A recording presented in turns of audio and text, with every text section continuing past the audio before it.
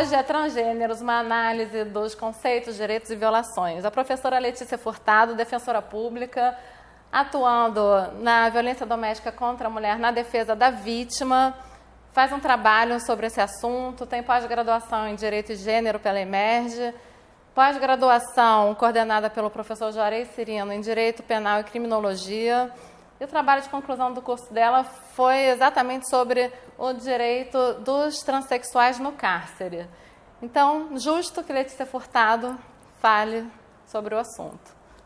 Seja bem-vinda, doutora Letícia. É um tema muito instigante, que ainda tem que ser muito debatido entre os estudantes de direito e profissionais do direito. Uma das perguntas que eu gostaria de fazer para começar a questão a ser abordada qual é a diferença entre orientação sexual e identidade de gênero e quais são as terminologias que não devem ser utilizadas. Eu agradeço aqui o convite, obrigada, prazer estar aqui com vocês. Eu realmente fiz a conclusão de Direito e Gênero na Emerge, e após o professor Juarez eu estou começando agora, até porque acho que é fundamental ter essa ideia de criminologia para fechar o raciocínio da questão das transexuais e das travestis que estavam no cárcere, que foi o meu trabalho de conclusão final. E essa matéria acaba sendo de muito interesse para mim, e estudando essa questão das pessoas trans, cada vez mais aprofundando o assunto, realmente é fato que a gente vê como as pessoas conseguem, como as pessoas ainda fazem confusão com esses conceitos, identidade de gênero e orientação sexual. Não há como não se tratar desse tema sem antes fazer a diferenciação entre os dois conceitos, Pois bem, identidade de gênero é como a pessoa se vê no mundo, é como ela se identifica, Identificação. Então, a pessoa quando nasce, ela tem um órgão sexual, É uma questão de natureza, é uma questão natural. E esse órgão sexual, ou ele, em princípio, é um pênis ou uma vagina, a não ser no caso das pessoas intersexo, que costumam que podem ter o órgão, às vezes, bifuncional, que a gente costumava falar antigamente nas pessoas como hermafroditas, as pessoas intersexos. Mas, de um modo geral, a vagina ou é uma vagina ou é um pênis, e aí, através daí, a pessoa é identificada como sendo do sexo masculino ou do sexo feminino.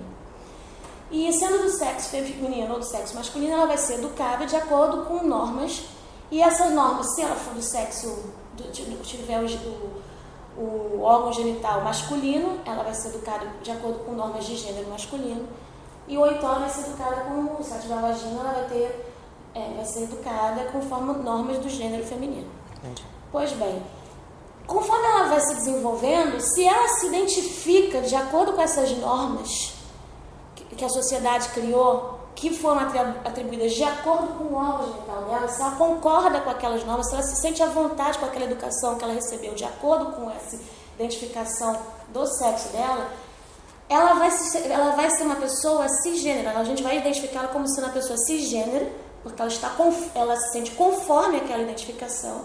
E aí a gente está falando de identidade de gênero. Ela se identifica com aquela identificação que foi dada ao nasceu. Ocorre que, por vezes, aquela educação que foi dada a ela, de acordo com a cultura, como ela foi socializada, não bate efetivamente com o sentimento que ela tem. Por mais que ela recebe toda aquela educação e aquela norma que é cultural, ela percebe que aquilo não corresponde efetivamente ao sentimento que ela tem de si mesma. Não é como ela se identifica. Ela não se enxerga daquela forma. E ela começa a perceber uma discordância nisso tudo. E essa identificação não bate. Isso é a identidade de gênero. E essas pessoas que não se identificam com essa educação que ela recebeu, de acordo com o sexo que lhe foi atribuído ao nascer, é o que a gente chama de pessoas transgêneros. Então, aí nós estaremos falando de identidade de gênero, e se ela for conforme ao que foi o nascimento, que foi atribuído ao nascimento, nós estaremos falando em pessoas cisgêneros. Eu me identifico com a Letícia Furtado, me identifico com o que foi atribuído ao nascer. Me identificaram como mulher, sexo feminino, porque eu tenho uma vagina. Então eu me identifico com o gênero feminino. Mas aquelas pessoas que não se identificam são pessoas transgêneras. Dentro de um grande... O transgênero é um termo amplo. Essas pessoas que não se identificam, que percebem ao longo de sua vida que não são aquilo que identificaram ao nascerem, de acordo com uma questão biológica, estão dentro de um grupo chamado transgênero. E dentro desse grupo transgênero, nós poderíamos falar em transexuais, homens ou mulheres, ou travestis, que são pessoas que se identificam com o gênero feminino, apesar de, diferente das mulheres transexuais, não terem vontade de fazer a cirurgia de transgenitalização. Isso daí eu posso falar um pouco melhor. Já vou fazer um pouquinho mais, posso explicar isso um pouco melhor mais à frente. Antes disso, pode você explicar por que não falar em opção sexual? Então, antes de explicar entre mulheres transexuais e travestis, eu preciso fazer a diferença entre identidade de gênero, que foi o que eu expliquei agora, para orientação sexual. Então, a identidade de gênero está muito clara, que é a forma como eu me vejo no mundo, como eu me encontro, como eu me vejo, como eu me porto no mundo.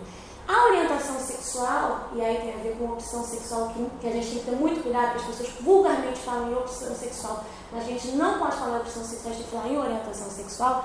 Ela tem a ver com o objeto do meu desejo, com o objeto da minha atração, que pode ser tanto sexual como afetiva. Orientação sexual tem a ver com o objeto do meu desejo.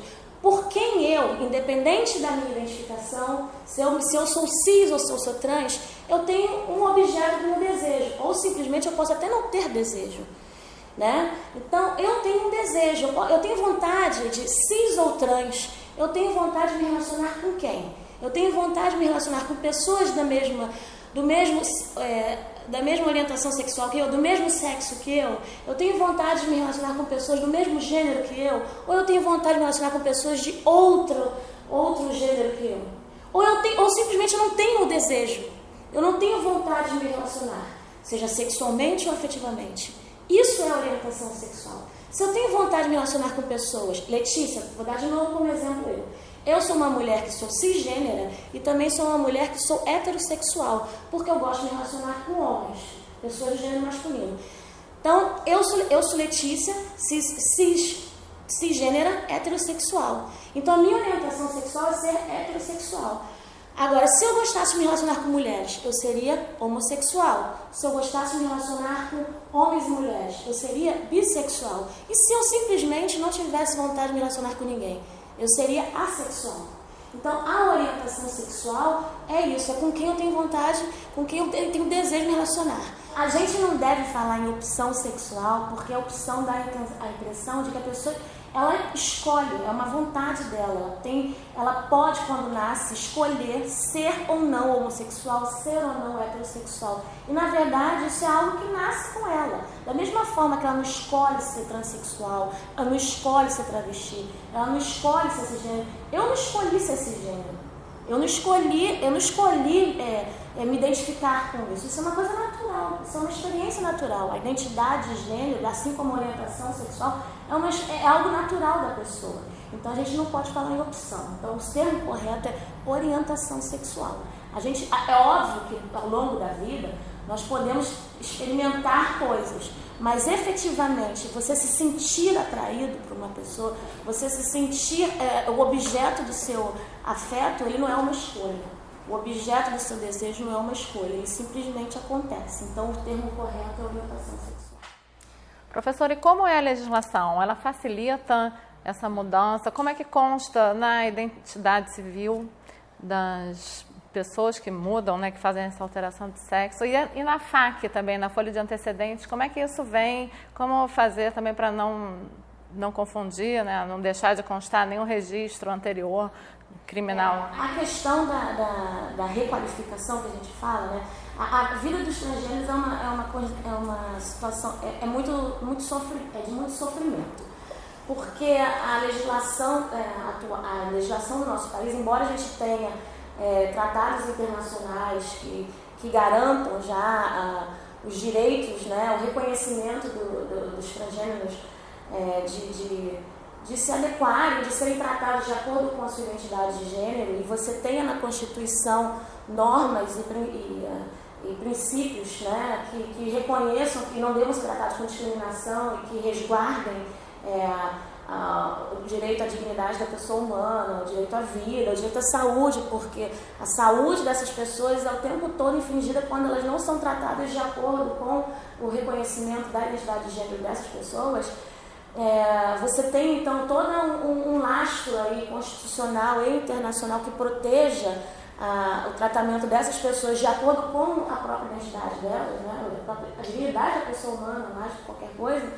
Efetivamente, o Brasil não tem uma legislação que, na prática, garanta a adequação, né, da sua identidade de gênero conforme lhes é cabível.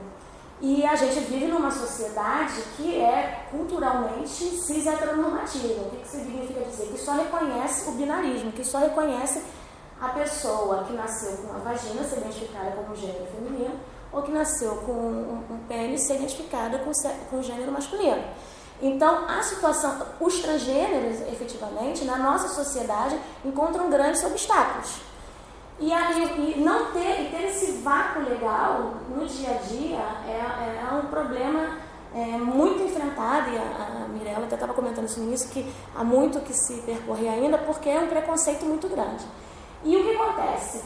É muito comum, né, se ir ao Poder Judiciário requerer as requalificações, né, as redesignações de seu nome, de seu gênero, para que seja adequado nos registros conforme essa identidade de gênero. E atualmente o que se tem visto, até muito recentemente, o que se percebia era a exigência da cirurgia. Entende-se, e ainda enfim, há uma tendência de se exigir que o transgênero só tenha reconhecido o seu gênero de acordo com a sua identidade, o seu reconhecimento de identidade própria, se a pessoa tiver feito a cirurgia de redesignação, se ela tiver com a aparência conforme aquela aparência que a gente está acostumado a ver, né? Se a pessoa se ela se identifica com o gênero feminino, então que ela faça fala-se em passabilidade, que ela faça a sua modificação física para parecer uma mulher. Se ela se identifica com o gênero masculino, então que ela faça que ela faça a sua modificação de acordo com a aparência masculina. E que isso também se estenda ao órgão genital, né? E a tendência nos tribunais é de que essa cirurgia de redesignação, que a gente chama de transgenitalização, seja feita. Até o início desse ano, o entendimento majoritário era de que era preciso que, para haver mudança de nome, que a pessoa mudasse seu nome para ficar no nome que ela usa, no âmbito que a gente fala em nome social, que ela adote esse nome social, que os nomes social que ela usa no dia a dia vá para os registros e que o gênero que ela se reconhece vá para o registro, o entendimento era de que precisava haver a cirurgia. Mas numa vitória assim, bastante comemorada pela própria população trans, em maio desse ano, o STJ entendeu num recurso que chegou lá de uma parte, uma pessoa específica, que a cirurgia não se fazia mais necessária. E essa tem se mostrado hoje em dia uma tendência com grandes chances de vir a ser acobertada por todo o Poder Judiciário. Não, até porque o SUS não tem capacidade de acolher todas essas cirurgias das pessoas interessadas em tempo razoável, né? Não. Isso por si só já é um absurdo, porque se o próprio Estado entende que é necessária a cirurgia... É um contrassenso. Mas a questão, sabe, Mirella, é muito maior do que isso. Por quê? Isso já é um absurdo, porque ele já estava exigindo uma cirurgia que ele não conseguiu. O Estado requeria, o Poder Judiciário requeria uma cirurgia que o Estado poderia... Não providenciava. O Estado de Administração não providenciava. Mas mais do que isso, a questão é muito maior, porque... quando você vai entender, como eu falei, né, o gênero, ele na verdade, você percebe que a questão de gênero é uma questão cultural, né? E você acaba ligando a questão de gênero a uma questão cultural, quando na verdade, e a patologização da questão de gênero, você dizer que pessoas transexuais são doentes, é uma questão cultural também. a patologização é uma questão cultural, quando na verdade você vai buscar em questões médicas e você não vê esse sentido. Então, muito maior do que é porque o SUS ou não faz a cirurgia, é porque efetivamente você vai encontrar pessoas que não são doentes. Essas pessoas, elas podem ficar doentes muitas vezes por conta do tratamento discriminatório que a sociedade dá. E mais do que isso, a gente precisa mostrar, a gente precisa despatologizar, mostrar que elas, mostrar que não há necessidade da cirurgia, senão você está de novo trazendo para uma questão genital, quando na verdade essas pessoas, elas simplesmente têm elas se sentem desconfortáveis porque elas estão seguindo uma regra da sociedade que obrigam elas a se adequarem a normas de gênero. Professora, então justamente eu queria abordar também a necessidade de laudo psicológico ou psiquiátrico para fazer essa mudança e como se exigir algum laudo se justamente isso não pode ser tratado como uma doença? Não, ainda o CID, e o CID está para se mudar no ano que vem, né? Que é pela OMS, ainda entende que é uma doença, mas a gente acredita que ano que vem essa revisão vai acontecer, a gente está no meio de um movimento de despatologização, a gente acredita e é um movimento forte mundial de despatologização, já tem vários países que já adotam isso. E a gente já tem conseguido aqui, inclusive no Rio de Janeiro, várias vitórias nesse sentido de que não é necessário mais isso. Perceba, ainda esse é um movimento moderno, vanguardista, que vem sendo acolhido, embora ainda não seja o majoritário. Mas a ideia e o que se pretende é que isso aconteça. Que baixe a declaração da própria pessoa. Porque a identidade de gênero, ela é autoafirmativa. Você não pode... Quem melhor do que a própria pessoa para dizer o que ela é? Eu não posso dar esse poder a um juiz, eu não posso dar esse poder a um médico. Um médico, um juiz não pode ser uma pessoa mais apta do que eu própria dizer o que eu sou. Porque a questão de gênero, eu volto a dizer, ela é cultural, não é o médico que vai dizer. Com certeza. Não é o médico que vai dizer o que eu sou. E a questão trabalhista? Como é que a justiça trabalhista vê a situação dos transexuais, a utilização do banheiro, a utilização de espaços comuns ali no Isso é muito mais, assim, isso supera até questionamentos. Na verdade, você tem uma Constituição dizendo que você não pode discriminar as pessoas, né? Então, em qualquer lugar que se vá, as pessoas transgêneras têm que ter sempre isso. As pessoas transgêneras têm que ter sua identidade de gênero respeitada. Então, em qualquer lugar, se você vai a um local público, se você vai a um shopping, no trabalho, você tem que ter, as pessoas têm que respeitar a identidade de gênero. E ainda que elas não tenham tanto a aparência feminina quanto elas se dizem ser mulher, né? Ou porque elas não têm a aparência tão masculina como elas se dizem homem, independente da aparência, a identidade de gênero tem que ser respeitada. Até porque isso serve para nós cis. Tem mulheres cis que são mais femininas ou menos femininas. Você não pode exigir que uma pessoa trans tenha uma aparência mais feminina. Isso é muito maior do que a aparência. A gente vive num país que as pessoas têm que ser livres. Então, assim, você tem que respeitar e pronto. Não pode ser uma questão de passabilidade, porque ela é mais feminina que a outra, até porque você vive num país de pessoas pobres, então nem todo mundo tem condições de ter recursos para fazer hormonioterapia, nem todo mundo tem condições de ter acesso a silicone. Então, tem pessoas que não querem efetivamente. Por exemplo, quando eu estava falando da questão das travestis para as mulheres trans, as travestis são mulheres transgêneras que estão muito bem com o seu pênis. São mulheres, e é importante que se diga que travestis a gente tem que tratar no gênero feminino. Mas qual é a diferença que se faz dentro da população trans? Qual é a diferença que elas fazem se travestis são mulheres que se identificam com o gênero feminino, mas que estão muito bem com o seu órgão genital e que não têm interesse em fazer a cirurgia. Normalmente tem uma aparência mais feminina, mas não querem tirar o seu órgão sexual, eles se dão bem com ele. E por que vão mudar? E por que não? Porque a sociedade disse que quem tem pênis tem que ser homem? Então, quem somos nós para isso? Nós temos que entender que as pessoas são livres.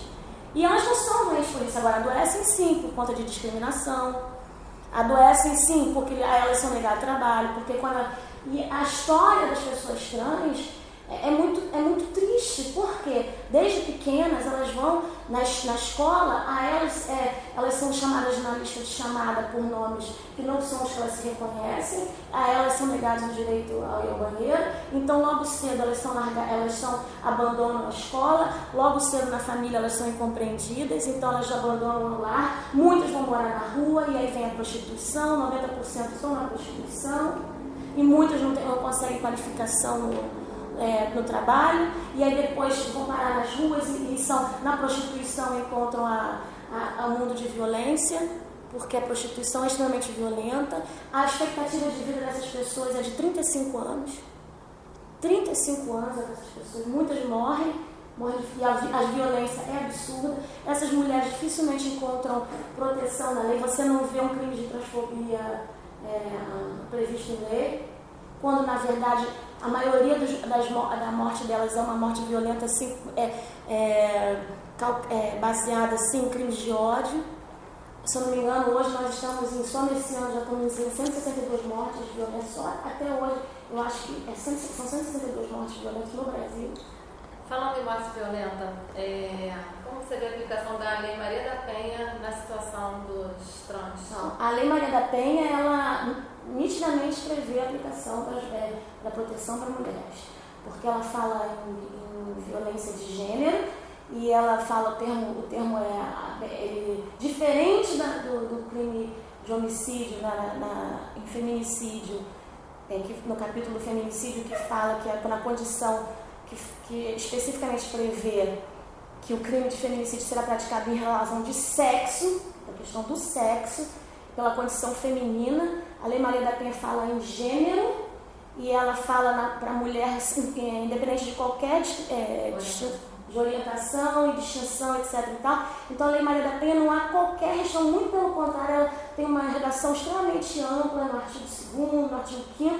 Então não há qualquer dúvida, qualquer empecilho para a aplicação da proteção da mulher. Mas você entende que as medidas protetivas têm que ser garantidas na vara de violência doméstica contra a mulher ou na vara criminal comum? Independente da lei ser aplicada, a competência também seria... Claro, a mulher trans e a travesti, assim como a lésbica, é uma mulher como qualquer outra. Então a proteção dela, a proteção é para ela, a proteção cabe a ela como qualquer outra mulher. Não há essa distinção, porque eu volto a dizer, a cis-heteronormatividade, ela existe por conta de uma criação cultural. Eu não me vejo diferente de uma mulher trans. E os tribunais vêm garantindo isso. Então, é uma luta. Assim, em princípio, porque nós somos frutos dessa sociedade cis-heteronormativa que é preconceituosa. Então, da mesma forma que a gente precisa do feminismo para desconstruir o machismo, a gente também precisa e a gente todo dia precisa estar combatendo lá e pedindo, fazendo os pleitos em prol das mulheres, a gente também precisa todo dia estar desconstruindo a transfobia. Então, todo dia também, e no meu rol de atuação, todo dia também eu preciso estar lutando e pleiteando os direitos delas, e muitas vezes eles não são reconhecidos. Mas aí a gente vai e recorre para o tribunal. Graças a Deus eu trabalho, eu tenho hoje uma das magistradas que eu trabalho, eu também já trabalhei contigo, vocês reconheceram, mas eu tenho uma magistrada que reconhece que eu não preciso ter problemas com isso. Agora, por vezes, eu trabalho com outras magistradas que têm entendimento que restringe, mas a gente recorre, e vai recorrer ao Brasília. Da mesma forma que hoje, no STJ, tem um caso da Defensoria Pública, que foi o caso que, quando eu entrei em contato, foi quando eu me apaixonei pela matéria, que é de 2011, que foi o caso quando eu conheci, que é da minha assistida trans, que a gente está virando, assim como em maio aconteceu da minha assistida trans, que a gente ganhou a redesignação do nome e do gênero em primeiro grau lá em Resende, mas quando veio e ela não é operada, ela até queria, mas ela não tinha recursos, e a gente a gente ganhou em primeiro grau, a promotora na época, que também é uma pessoa que eu gostava muito, mas entendia que não, ela recorreu.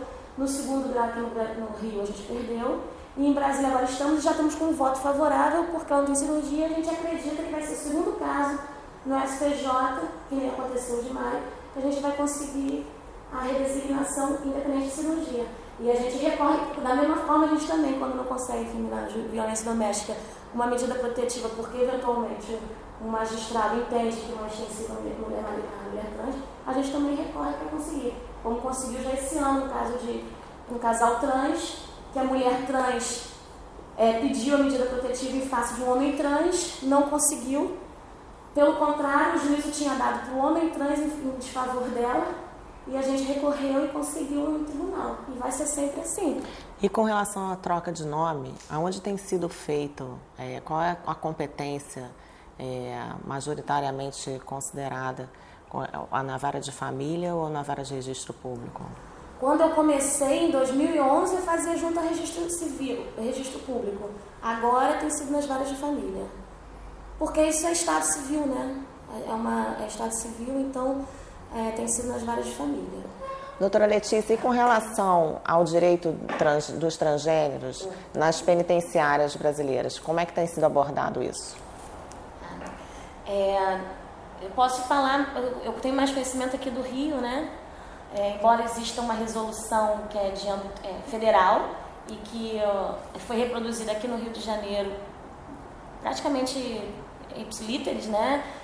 Só com um artigo a mais que tem de respeito ao auxílio reclusão, que é específica do âmbito federal, mas como eu fiz uma pesquisa dentro de uma unidade masculina aqui no Rio, eu tenho uma visão mais objetiva, né?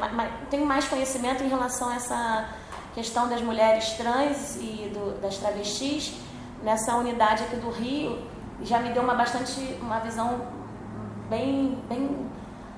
deu uma boa visão, porque com essa conclusão da pós-graduação, eu optei por estudar essa questão das mulheres trans e das travestis no cárcere.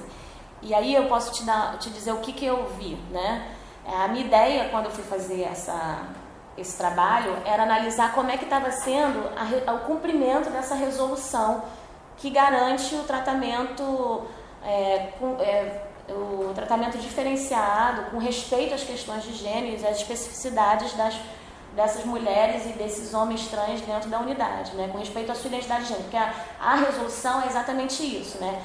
Perceber que as pessoas que são trans que têm sua identidade de gênero e dar esse cuidado, porque resguardar o nome social, o uso do nome social, né, que é o nome que essas pessoas usam no seu dia a dia, independente, é diferente do nome de registro que receberam quando nasceram, né? O tratamento, né? Senhor, senhora.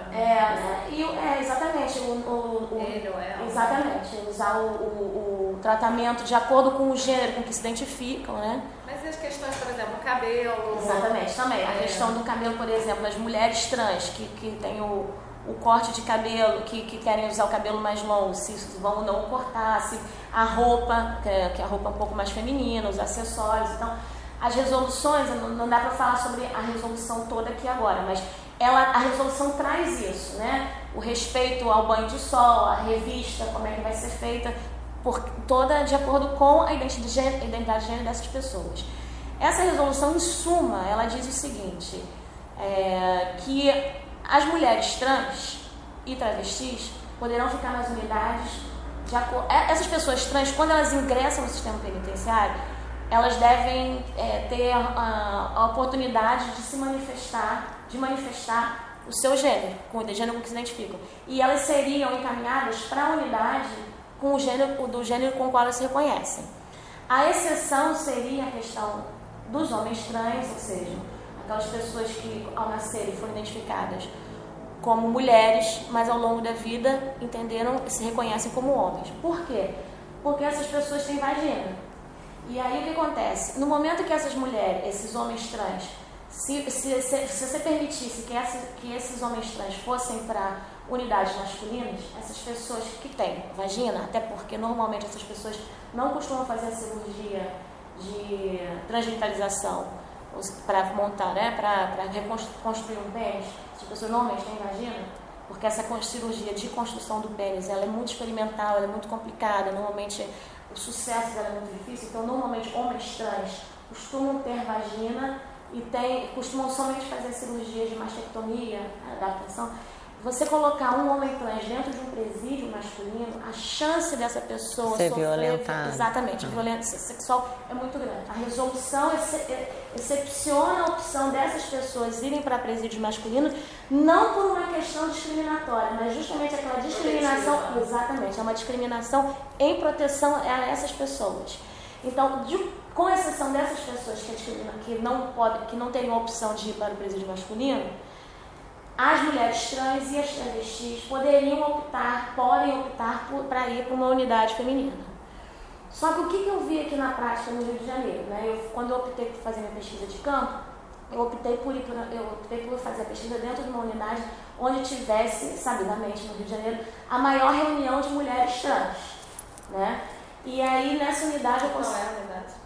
A unidade é o Presídio Evaristo Moraes, que é o famoso Galpão da Quinta. Lá eu encontrei mais de 40 pessoas.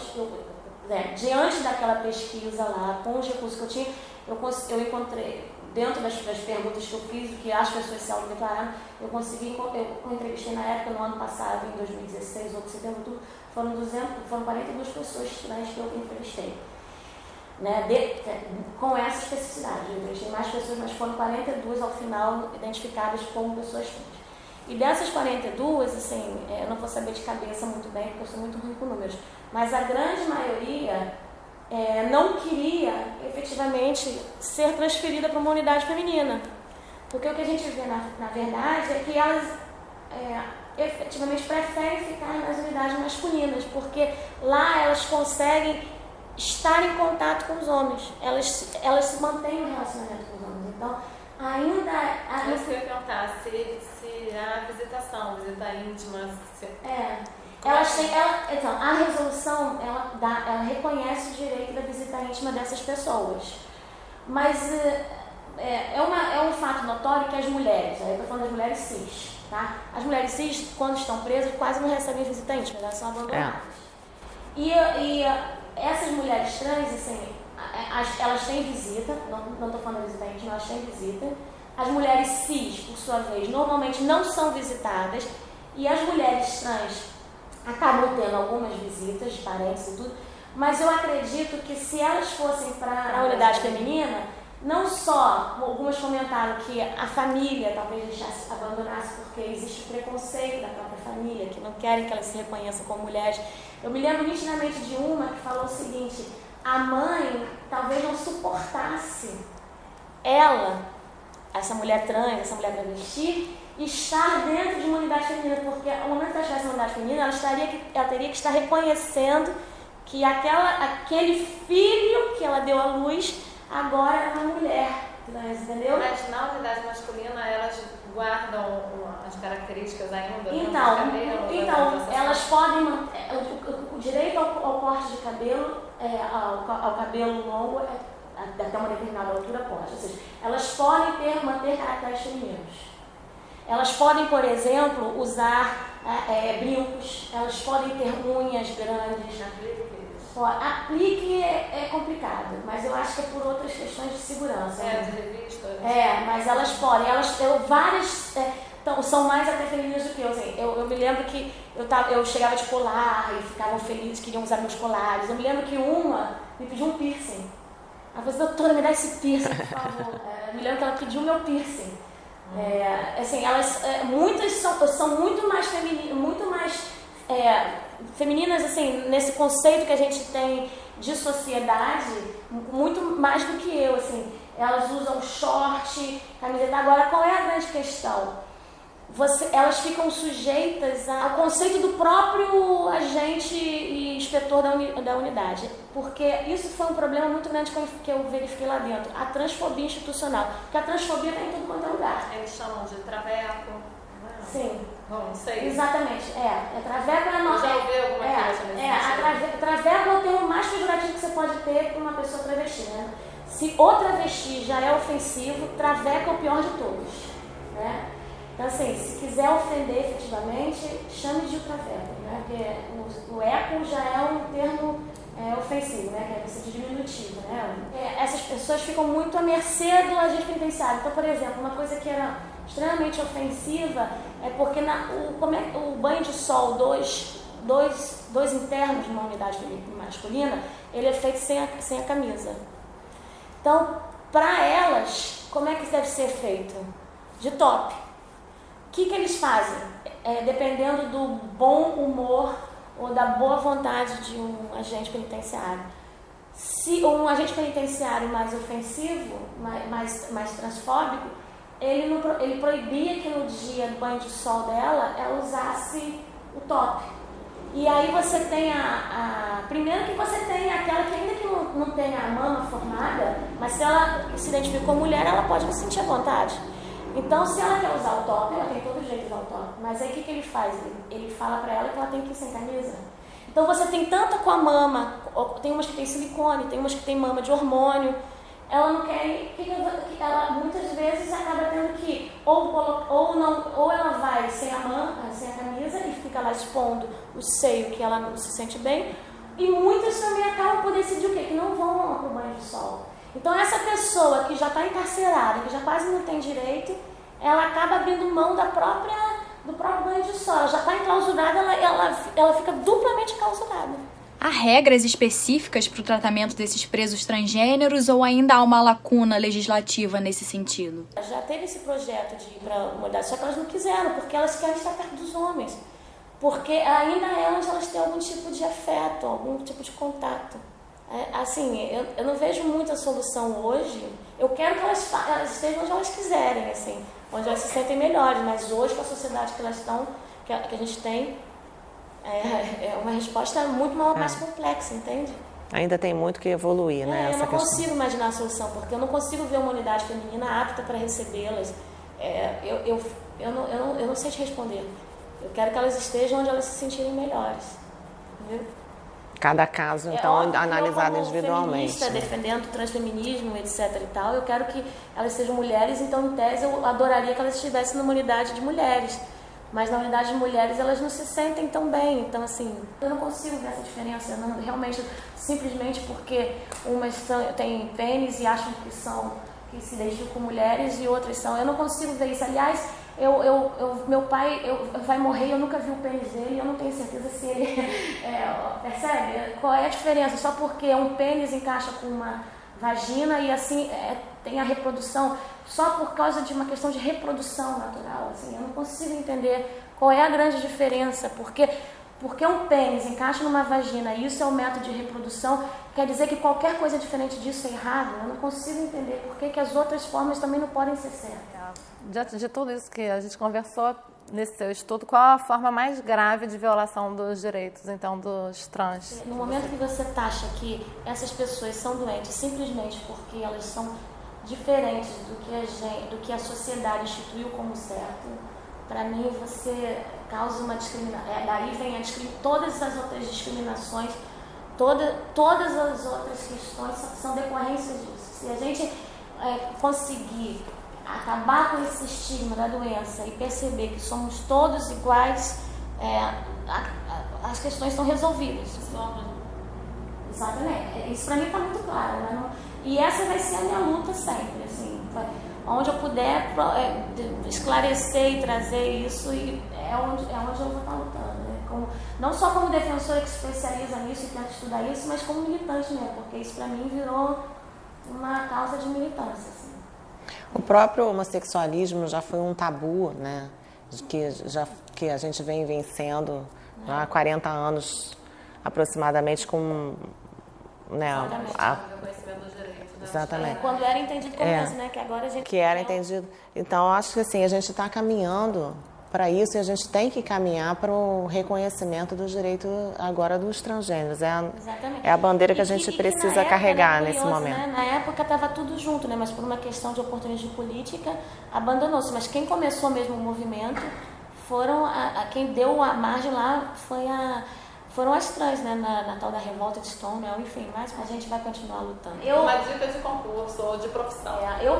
Assim, como eu falei, né, hoje eu me entendo como uma verdadeira militante da causa trans, né, e eu me inspiro muito, muito mesmo na causa trans. E o que eles mais mostram para mim é a questão da resistência. Assim, eles são pessoas que resistem, né, resistem diariamente.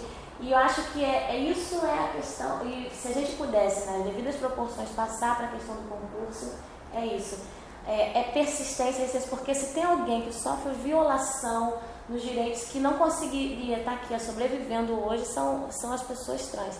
E no concurso, se você não estiver todo dia persistindo, insistindo, tentando matar um leão, se superando, porque são várias, a gente tem desafio, a gente perde mesmo, são provas que a gente não passa, são dias de que a gente está péssimo, que a gente está triste. Então, se eu pudesse falar, e eu me lembro muito bem da época que eu estava estudando, e também no nosso dia a dia profissional, que são liminares que a gente pede, recursos que a gente tem que fazer, então, inspirada muito pela causa, assim, eu acho que é isso aí. Vão ter dias difíceis, vão ter dias de derrota, mas a gente precisa resistir, sempre persistir, porque as violações são muitas, mas a vitória vem. Vem perdas, mas vem vitória. E é nesse sentido que eu diria. Muito obrigada. Obrigada, eu que agradeço.